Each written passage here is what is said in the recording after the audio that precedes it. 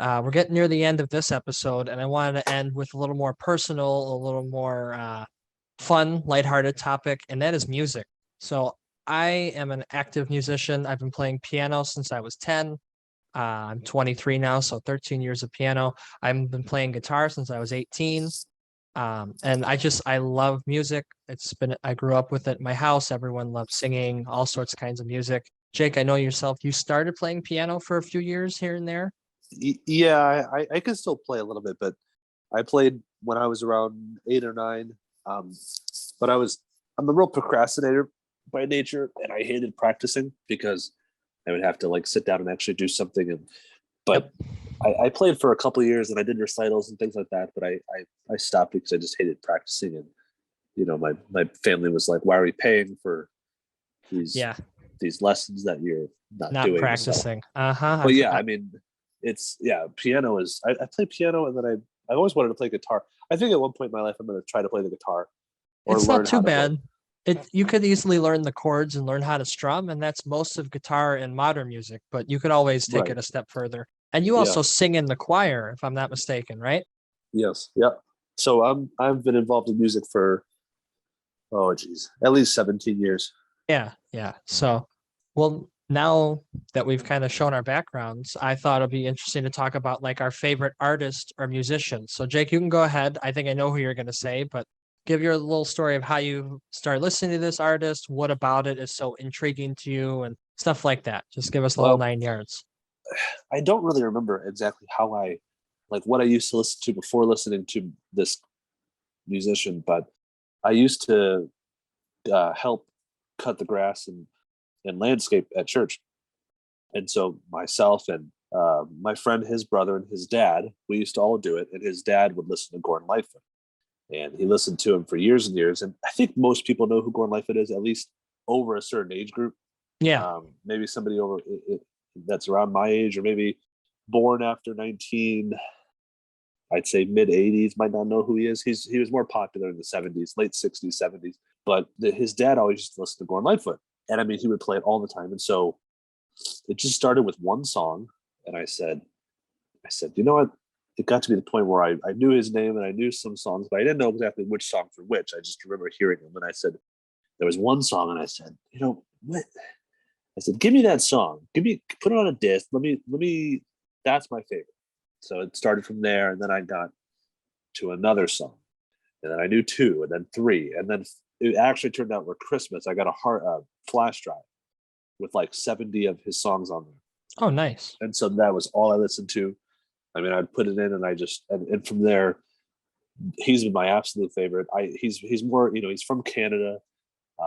The reason I like him is he's folk, but I think he's written himself a little over or around 200 songs. He's written the music and he's written the words.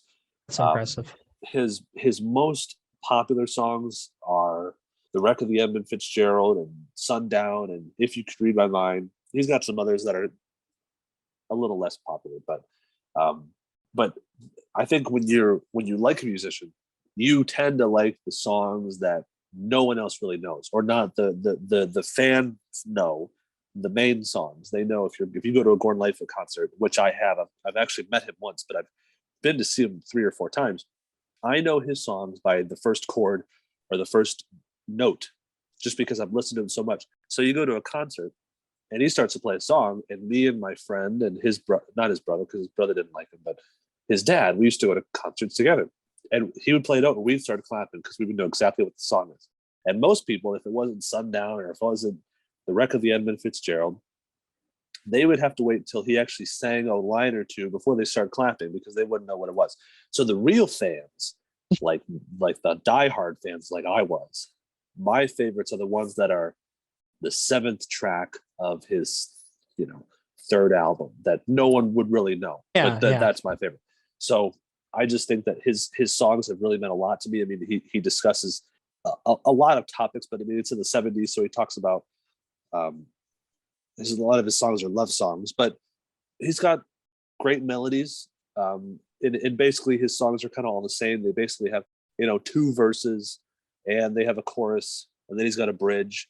and then he's got one final one. I mean, there's not much change to it, but I like that. And like I said, the melodies are great. They get stuck in your head. It's hard to listen to him without start to, tap your foot or get it out of your head. And so, I mean, just being able to see him in concert, he's old now. I think he's like, I don't know, he's probably at least 180 years old, but at least sounds like it. But Yeah. one of my absolute favorites, and Gordon Lightfoot, he's the man. Yeah. You actually sent me a few of his songs, and I really like a few of them. And he does do more than you would expect if you listen to it. Like, I really like the song Black Day in July, which is about the Detroit riots. Day in July. It's a really good song. What about well another one? written. What other ones do you like that I sent you? Sit Down Young Stranger is my favorite. It's just pure poetry. It's just pure poetry, and from beginning to end, never had a dollar that I didn't earn with my. That's just a good song. total poetry. Yeah. And that concept of having very good lyrics is really what I found in my favorite artist. Now, growing up, my dad loved the band Genesis, and I thought, okay, I'll listen to all their stuff. And I thought, when I first heard a few of them, like, okay, they're good. They're good. And then I started playing piano more, and then I gained a massive respect for, they had a keyboard player who was just amazing. He would make his own keyboard sounds, and he would arrange all the music. So I'm like, okay, this is really cool from a musician standpoint. So I listened to all their music. And Genesis originally started with Peter Gabriel, who did very well as a single solo artist as their lead singer. Yeah. And he left in 1978 or 1979, and then they asked their drummer, Phil Collins, to take over. And that's my favorite era of the band because I love Phil Collins' solo music as well. I actually got to see him when he announced he was coming back on tour for like one last time, even though they're on tour again as Genesis, even though they said they were done. But about 2018 or 2019, I can't remember which year, my parents bought tickets to see Phil Collins at the United Center in Chicago as a graduation present for me. And I was loving every moment of it because I never thought I'd see him in person. He's like, he's very old himself, but it was just awesome. And his music, it's different. I would say it's unique because Phil Collins can't read music. He'll tell you that he doesn't read musical notation. It's all by the ear and all from his own system he developed.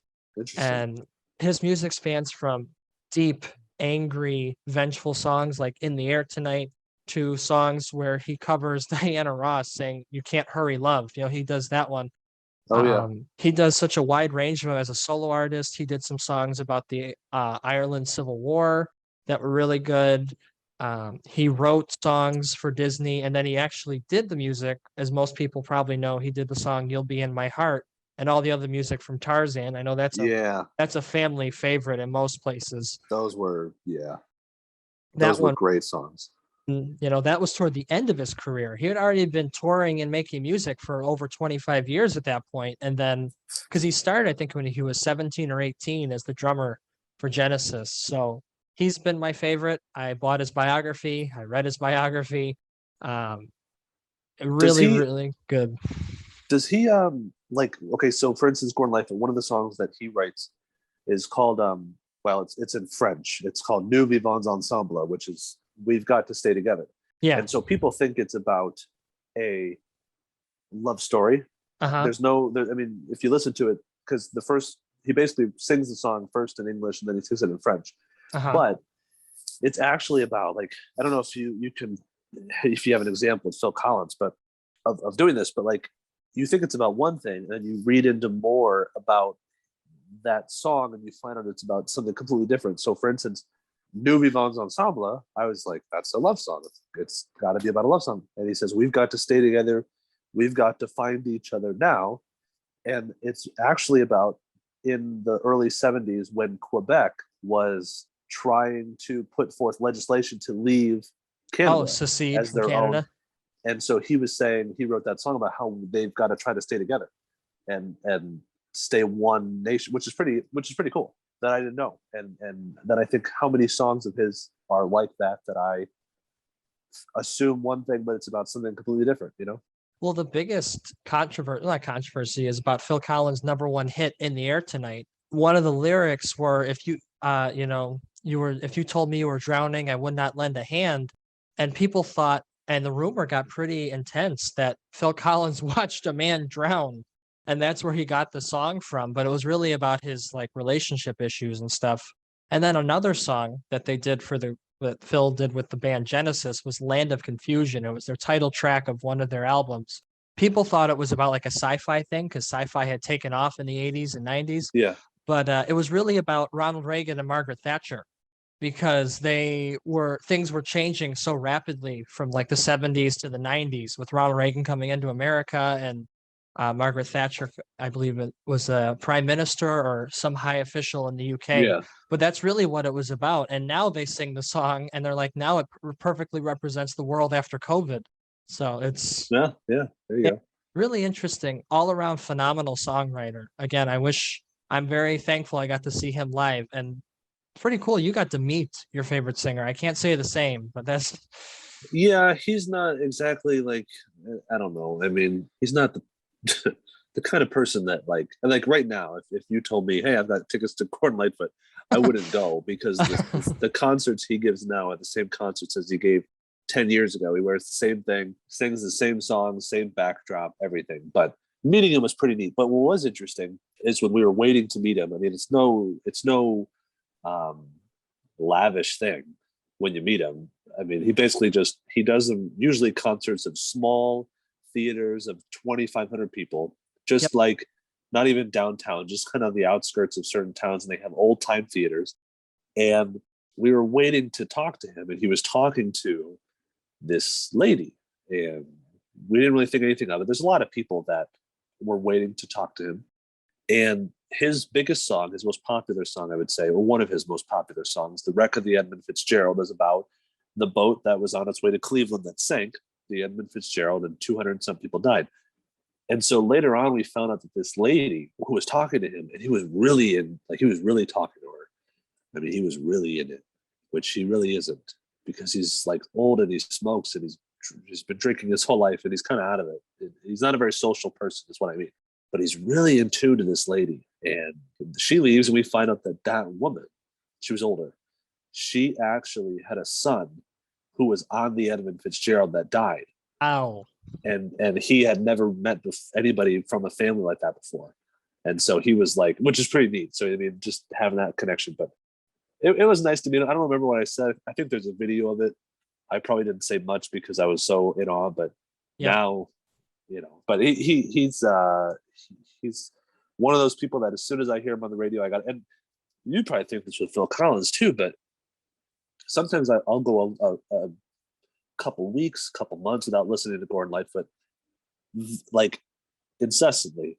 And then I'll think of a song and I play it, or I come across a song, and then it gets me on a roll of listening to him for like a week or 2 weeks straight. Definitely. And I remember all the songs that I'm like, oh, I remember this song. I was in high school, and it takes me back to studying for this test, and I was doing this. It really rushes all these memories back, and then once I get stuck on them for like a day, then I'm on him for like the next few weeks, because then I have to go back and I'm like, oh, I forgot about this song. I forgot how good this song was. Yeah. No, I'm the same way with music, and especially Phil Collins. One little hit of it, and then I'm down the rabbit trail or down the album listing for Now, the next week. he's got to be, right, one of the absolute best drummers in the last 30, 40 years, right? He's widely considered that. Yeah. I mean, I've seen videos of him, 20, 30 years ago, and he is insane. Uh-huh. Oh yeah, that was what got him. And again, not reading music, he would just memorize the music, and then Yeah. that was it. He had a perfect memory when it came to music. So Yeah. Pretty cool. Yeah. He's got one of those unique voices that as soon as he sings something, it. oh It's yeah. him. Oh yeah. That's another reason I like him, is that he's unique in his own way. Yeah, for sure. So